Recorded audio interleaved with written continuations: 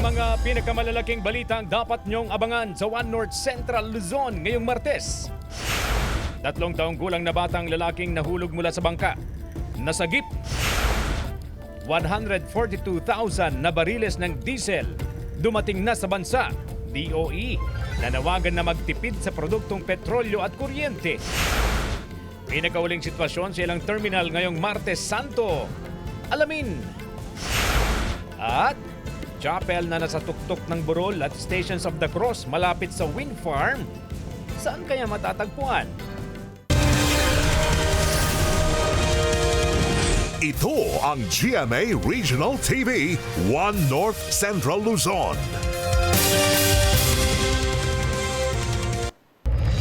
Magandang hapon, ako si Chris Zuniga. Epektibo ngayong araw ay kaapat na sunod na linggong mega oil price hike. Nakatutok, CJ Torida. Higpitan palalo ang sinturon dahil hindi pa tapos ang taas presyo ng produktong petrolyo.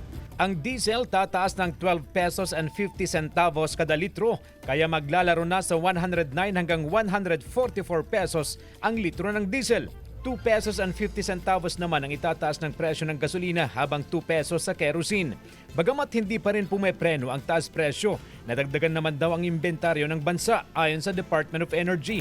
Dumating na kasi ang 142,000 na bariles ng diesel sa bansa, katumbas ng 22.58 million na litro. Bahagi ito ng 1.04 million barrels ng diesel na nakuha ng pamahalaan na inaasahang darating sa mga susunod na linggo.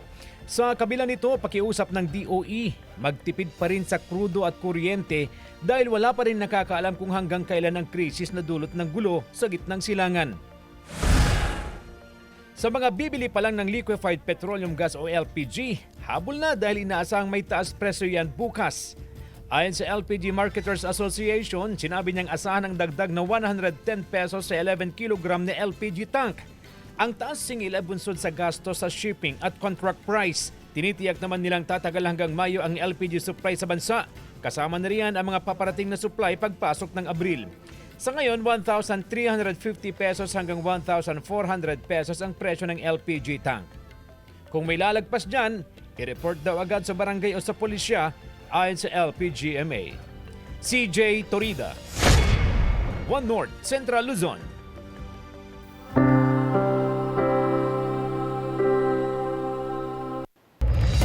Mga bus terminal at PNP station ininspeksyon ng Dagupan City Police Office. May ulat si Jasmine Gabriel Galban. Maaga nag-ikot ang Dagupan City Police sa mga bus terminal sa lungsod. Ininspeksyon kung sumusunod ang pamunuan ng mga bus terminal sa mga nakalatag na safety at security measures. May mga nakaposisyon na police assistance desk sa mga terminal ng bus na aalalay sa mga pasahero. Sunod na binisita ng DCPO ang mga police station sa lungsod, mula sa mga naka-duty na police personnel hanggang sa mga isinasagawang police checkpoint. Chinek po natin yung mga personnel kung kompleto na, kung they are ready, tapos including yung mga equipment po nila. Dineploy na rin ang mahigit 400 kapulisan sa syudad.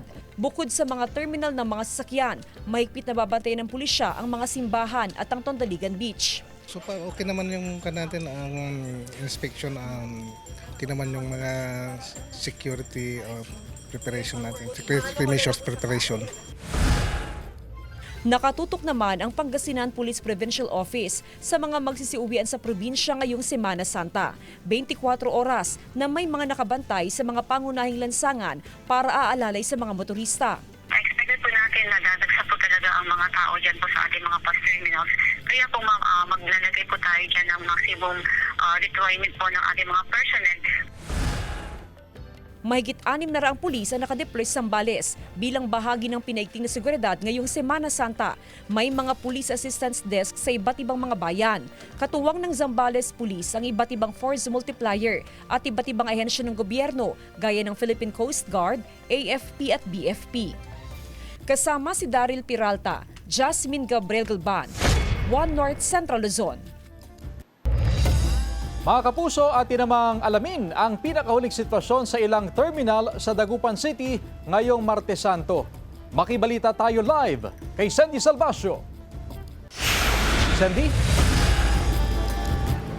Chris, nandito ako ngayon sa isa sa mga bus terminal dito sa Dagupan City para kamustahin naman yung lagay ng mga pampasaherong bus ngayong Martes Santo. At sa mga oras na ito, Chris, kung inyong mapapansin sa aking likuran, ay matumal pa rin o kokonti pa rin yung bilang ng mga pasahero. Kapag, noong mga nakaraong taon daw, Chris, kapag nagsimula na itong Semana Santa, ay dagsana talaga yung bilang ng mga pasahero. Pero dahil nga sa nararanasan na krisis sa langis, bunsod nitong digmaan sa gitnang silangan, ay nagkaroon ng kabawasan sa bilang ng kanilang mga pasahero. Usually, kapag gabi na lang daw talaga nagkakaroon ng pila sa ilan sa kanilang mga biyahe. At sa ngayon, Chris, hindi pa naman daw nagtaas ng pamasahe yung ilan sa mga bus terminal dito, pero nagdagdag daw sila nitong tinatawag natin na running kilometer o yung post kilometer. Ibig sabihin, yung mga bus na dating bumabiyahe ng 200 kilometers ay na-extend ngayon ng 230 kilometers para mas marami daw silang lugar na madaanan at ibig sabihin ay mas marami na silang mga pasahero na madadaanan. At maliban dyan, Chris, nagkaroon na rin ng extension sa kanilang mga interval.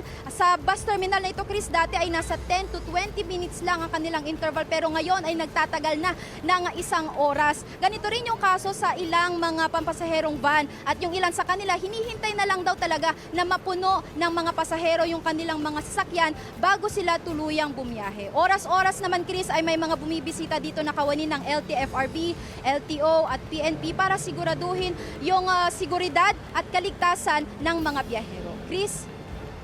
Maraming salamat, Sandy Salvacio. Help Desk ipinwesto sa mga simbahan upang umalalay sa mga mananampalatayang Katoliko. Narito ang report.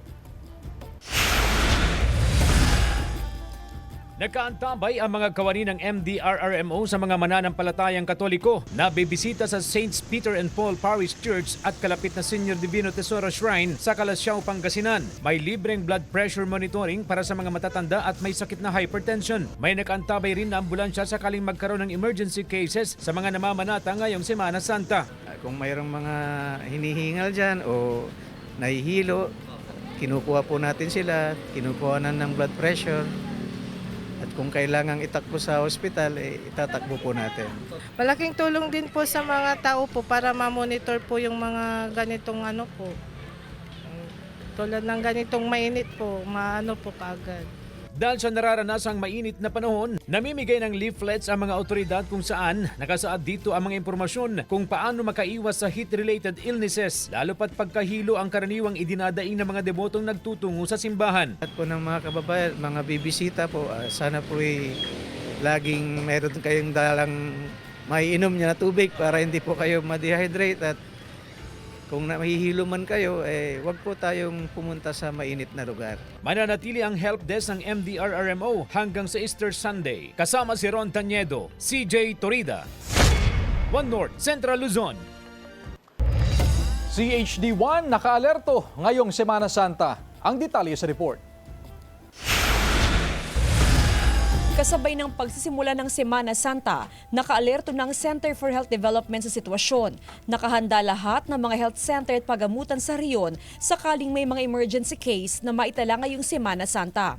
Nakahanda po yung ating mga health facilities na tumanggap po ng mga health emergencies na mangyayari po during the observance of the Holy Week. Isa sa mga binabantay ng Health Authority ay ang posibleng pagtaas ng kaso ng heat-related illnesses, lalo na sa mga nagsasagawa ng bisita iglesia at maging mga debotong mag-aalay lakad sa Huwebes Santo.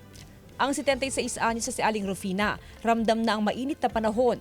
Dahil na rin sa kanyang edad, madalas na raw siyang mahilo, kaya nagtungo sa RH Yumangaldan para magpa-check up. Nagdala siya ng sariling pamaypay upang maibsan ang maalinsangang panahon. Oo, siyempre, inom ng tubig. Tapos, hindi, yung pagkain. Oo, palagi, hindi may pamaypay. Panawagan ng Health Authority sa mga deboto na magtutungo sa mga simbahan na mag-aalay lakad na agahan na lang ang schedule sa pagpunta sa mga simbahan para makaiwas sa matinding exposure sa mainit na panahon. Kasama si Daryl Peralta, Jasmine Gabriel Galban, One North, Central Luzon.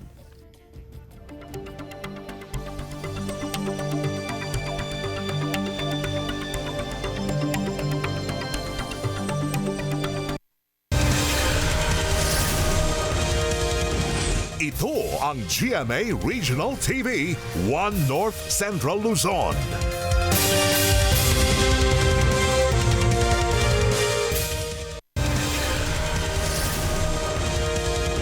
Ito ang GMA Regional TV, 1 North Central Luzon.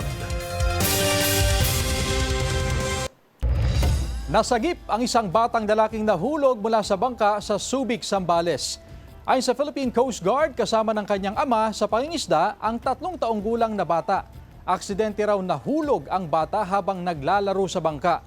Tumalo ng ama at naiahon ng kanyang anak na nawalan ng malay. Nagsagawa ang isa nilang kasama ng CPR. Humingi naman ng tulong ang mga residente sa Coast Guard Substation na nagpatuloy sa pagsalba sa bata hanggang sa magkamalay ang biktima. Kakaunting supply ng mga isda nararanasan sa Magsaysay Fish Market ngayong Semana Santa. Ang detalye sa report. 2 hanggang 3 beses na lang sa isang linggo ang delivery ng sari-saring isda sa Magsaysay Fish Market sa Dagupan City. Dahil sa sobrang taas ng presyo ng produktong petrolyo, kukonti na lang ang pumapalaot ng mga mangingisda. Karamihan sa binibentang isda ni Aling Nerissa ay mula pa sa Zambales. Kunti talaga yung dumarating na isda. Dahil mahal po. Parang yung sa amo namin pag nagbiyahe sa Zambales, wala siya talagang maiuwi. Halos mga pusit lang. Kunti lang talaga ma'am asin kasi walang makuha daw sa laot. Tapos mahal pati. Bunsod ang kakaunting supply ng sari-saring isda, bahagyang tumaas ang presyo nito. 15 hanggang 20 piso kada kilo ang itinaas sa presyo ng isda. Nasa 500 pesos ang kada kilo ngayon ng malaga. 650 pesos naman ang lapu-lapu, habang nasa 400 pesos ang pampano. Yung mga sari-sari na isda, makikita na tataas talaga yan. Pag Semana, handa talaga. Pero kahit sa mataas, sir? Basta may pambili, okay lang. Walang paggalaw sa presyo ng bangus. Nasa 180 hanggang 200 pesos ang kada kilo. Hindi pa naman po tumataas kasi may marami pong supply. Apektado rin ang bentahan sa fish market. Kukonti ang mga buyer mula sa ibang probinsya. Umaasa ang mga negosyante na gumanda ang kalakalan sa mga susunod na araw. Kasama si Daryl Peralta, Jasmine Gabriel Galban, 1 North Central Luzon.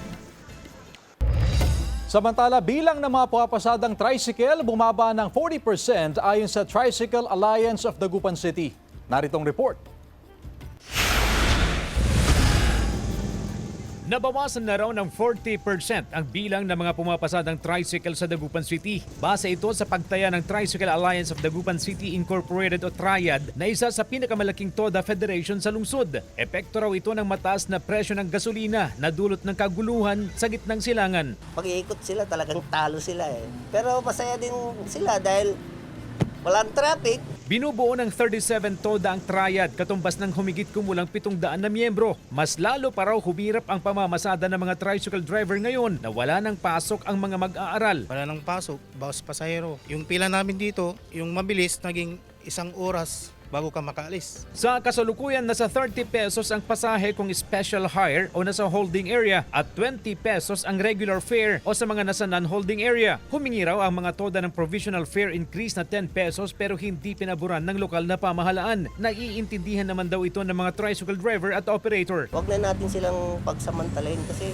lahat naman tayo, apektado eh. Huwag na kayong makipagtalo ka ako. Kiusap na lang kayo. Kung dadagdagan nyo, okay. Pag hindi nila dadagdagan, sensya. Mahigpit na nakamonitor ang Public Order and Safety Office sa mga tricycle driver na mananamantala sa pasahe sa gitna ng nararanasang krisis. Binabantayan po natin sila. Wala pa pong taas presyo ng mga pamasahe sa kanila at tinututukan po natin. Hindi naman po tumitigil ang ating gobyerno dito sa syudad ng Dagupan para mabigyan sila ng kunting tulong. CJ Torida, 1 North Central Luzon. Pope Leo XIV, hinimok ang mga deboto na alalahanin at makiisa sa mga naiipit sa gera. Tunghayan sa report. Hindi pinakikinggan ng Diyos ang mga dasal ng mga nagpapasimuno ng giyera. Yan ang sinabi ni Pope Leo XIV sa Palm Sunday Mass sa Vatican City. Un Dio che rifiuta la guerra, che nessuno può usare per giustificare la guerra, che non ascolta la preghiera di chi fa la guerra e la rigetta dicendo: anche se moltiplicaste le preghiere, io non ascolterei. le vostre mani grondano sangue. Walang binanggit na leader ang Santo Papa, pero sinabi niya ito sa gitna ng nagpapatuloy na gyera sa pagitan ng Iran at alyansa ng Amerika at Israel. Ilang beses kinundina ng Santo Papa ang gyera at pagpatay. Nanawagan siya ng agarang ceasefire o tigil putukan. Ngayong Holy Week, hinimok din ng Santo Papa ang mga deboto na alalahanin at makiisa sa mga naiipit sa gyera. Binasa rin sa wikang Filipino ang Prayers of the Faithful o Universal Prayer na patungkol sa mga nakararanas ng paghihirap. Sandy Salvacio, One North, Central Luzon. Pansamantalang isinara ang Season Road sa tabi ng St. Peter and Paul Parish Church sa Calasiao, Pangasinan. Dito ipopwesto ang mga food stall na taunang ginagawa sa bayan tuwing Semana Santa. Marami sa mga negosyante ang magbebenta ng sotanghon na karaniwang hinahanap na pagkain ng mga namamanata o mga bumibisita sa simbahan. Bawal magbenta ng anumang pagkain o inumin sa harap ng simbahan na makasasagabal sa mga magtutungo sa lugar. Mananatili ang mga food stall hanggang sa Linggo ng Pagkabuhay. Hindi po isasara yung harap ng Senior Tesoro, diretso lang po yun. Regarding din po sa paradahan, parking area, available po ang plaza ng Calasiao, yung harap ng munisipyo, and then yung harap po ng complex, pwede pong pagparadahan.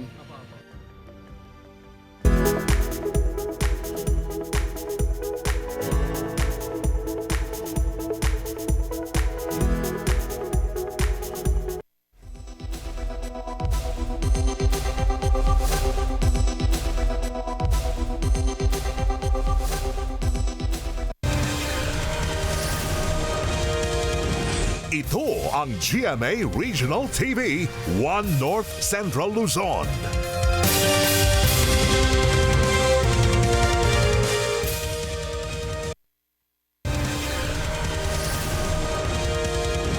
Ito ang GMA Regional TV, One North Central Luzon.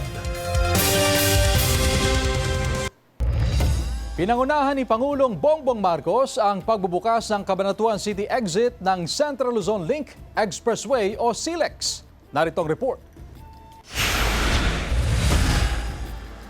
Pinasinayaan at ininspeksyon ni Pangulong Ferdinand Marcos Jr. ang pagbubukas ng Aliaga-Cabanatuan section ng Central Luzon Link Expressway Project sa Aliaga, Nueva Ecija. Ang 9.5 km segment ng expressway ay bahagi ng 29.2 km road link na nagdurugtong ng Tarlac exit ng T-Plex at Cabanatuan City. Ayon sa Pangulo, 20 minuto na lang ang biyahe sa halip na 1.5 hours na dating biyahe mula Tarlac exit papuntang Cabanatuan gamit ang MacArthur Highway. Malaking bagay raw sa kasalukuyang panahon ng pagbawas ng oras ng biyahe dahil bawas din ang konsumo sa langis. Mababawasan din daw ang transport cost ng bigas mula Nueva Ecija na major producer ng palay. Basta't bumilis ang biyahe, nababawasan ang bayad sa konsumo at yung produkto na dinadala ng ating mga truck ay hindi tataas ang presyo. Kaya yan ang malaking epekto dito. Ayon sa DPWH, kumpleto na ang Phase 1 ng proyekto at ang Phase 2 naman ay ang segment na papuntang San Jose City.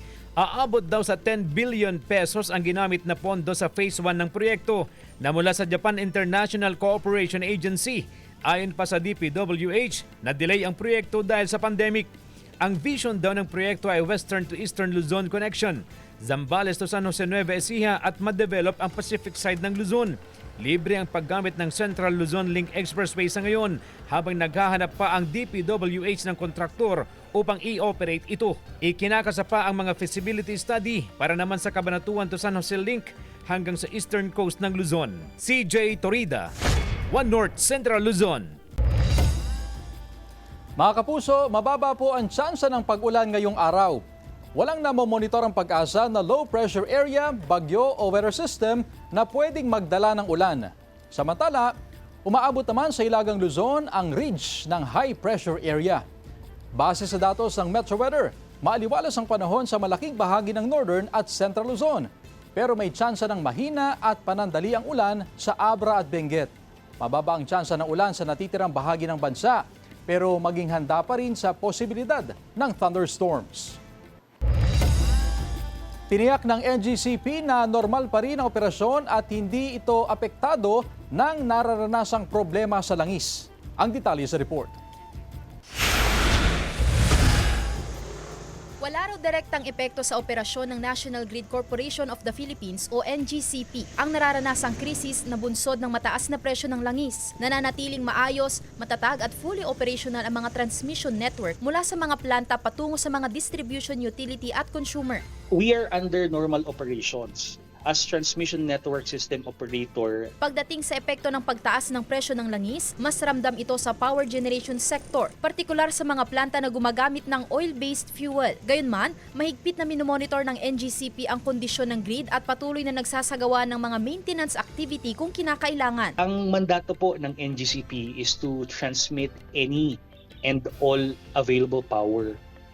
NGCP assures that the grid is ready and available. However, we defer to the Department of Energy questions related to policy directions in relation to the current situation. Samantala, inihayag ng Energy Regulatory Commission ang pansamantalang suspensyon sa operasyon ng Wholesale Electricity Spot Market, OSM. Alinsunod ito sa nilagdaang kautusan ng Pangulo dahil sa panganib sa supply ng enerhiya at pabago-bagong presyo ng kuryente na dulot ng umiiral na tensyon sa gitnang silangan. At dahil patuloy ring tumataas ang presyo ng coal at natural gas na karaniwang ginagamit sa mga planta, magpapatupad din ng ERC ng bagong administered pricing mechanism. Kabilang din dito ang hiwalay na presyo sa renewable energy-based plants at oil-based plants. Ayon sa ERC, nararapat lang ang hakbang na ito upang maprotektahan ang mga consumer habang tinitiyak ang tuloy-tuloy na supply ng kuryente. Sandy Salvacio, One North, Central Luzon.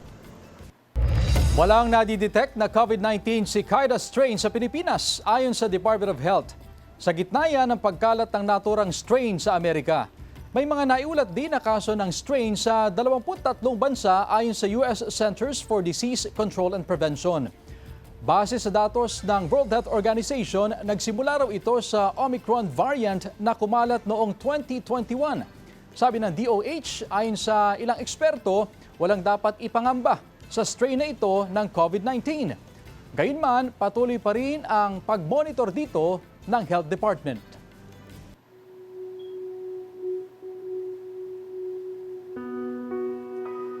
₱23 anyos na Cagayano rank 3 sa katatapos na MedTech Licensure Examination. Atin siyang kilalanin sa report. Ang nangarap maging nurse noon, top 3 sa Medical Technologies Licensure Examination ngayon.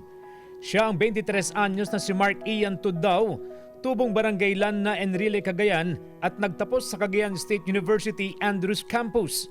2 punto raw ang susi ng tagumpay ni Ian. Dasal at aral. Study hard, pray harder po. Always po ako nag-set ng time for prayer and manood po ng online church services. Inamin ni Ian na 1 buwan bago ang board exam, masyado na raw siyang nagpapanik at naghihirapan na raw siyang mag-focus. Pero sa pamamagitan ng dasal, naibabalik niya ang kanyang tiwala sa sarili at sa Panginoon. Hindi raw madali para kay Ian ang kanyang journey. Hindi rin daw siya nag-expect na magiging maganda ang kanyang performance sa school. Pero sa kanyang pagpupursige, naitawid niya ang kanyang pag-aaral sa kolehiyo. Kahit ilang beses pa raw niyang naisipan na mag-shift ng course. Wala pang konkretong plano si Ian kung magtatrabaho na o ipursige ang kanyang pangarap na maging doktor. Pero tiyak daw na mag-aaral siya ng medisina. Hindi lang niya masabi kung kailan. Bunso si Ian sa 2 magkapatid, ang kanyang inaayos public school teacher. Ulila na siya sa ama na dating pulis. Sa kanila raw iniaalay ni Ian ang kanyang tagumpay. Siyempre, unang-una po sa lahat sa family ko po. Kasi grabe po yung support talaga nila nung nagre-review po ako. Ang pinagawa lang po talaga sa akin, pinag-aral lang po talaga ako. Payo ni Ian sa mga gustong maging top-notcher tulad niya. Kung mayroon kang pangarap, pagsikapan mong abutin. Kasama si Henry Duminsil, CJ Torida, One North, Central Luzon.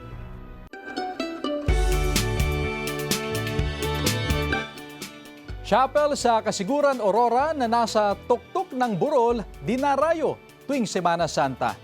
Ating pasyalan sa report.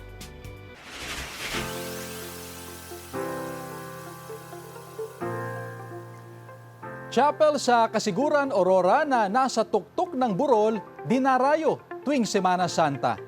Ating pasyalan sa report. Tuwing Semana Santa, dinarayo ng mga mananampalatayang Katoliko ang isang chapel na nasa tuktok ng burol sa Kasiguran, Aurora. Tinawag itong Ermita Chapel, kung saan makikita rito ang umano'y milagrosang imahen ng Inang Birhen.